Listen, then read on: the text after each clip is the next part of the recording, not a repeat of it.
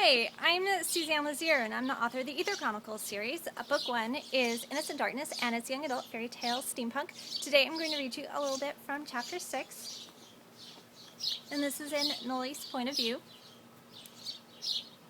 Gardening proved to be her second saving grace.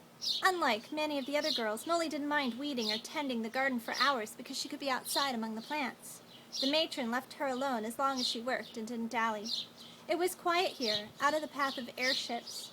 The rare hoverboard or flying car seemed to be visiting a neighboring estate. The rose garden in the back corner of the grounds quickly became her favorite. The first few days, Noli had missed it, assuming that the stone wall around it belonged to the estate behind them rather than a separate walled-off garden. Then she discovered the door, an old brass key still in the lock. Fragrant climbing rose bushes, not yet in bloom, grew wild on both sides of the garden walls, mixing with ivy and honeysuckles. Concealing it from the rest of the ground, fairy lilies, rose bushes, sweet peas, foxglove, bluebells, lady slippers, milkweed, and fragrant herbs like thyme, lazear, and lavender filled the garden with fragrance and color. The whole place seemed wild and abandoned, adding to its magic feeling. She could practically see the fairies dancing among the blooms. Magic, fairies, bah. Noli rebuked herself for sounding like V, all fancy, no practicality. They were far too old to believe in such nonsense. Still, he'd like this place, and she could see him coming here to read one of his dusty old tomes.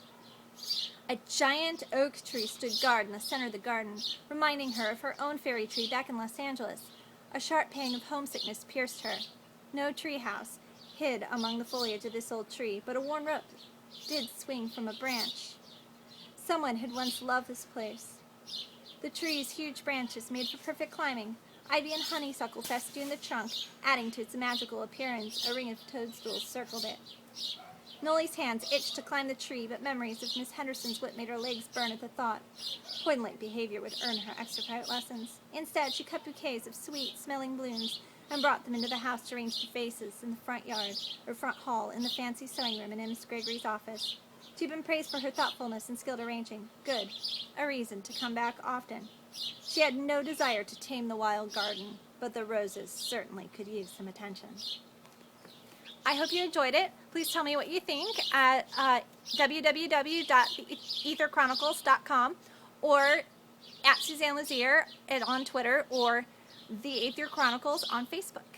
Thanks and have a great day.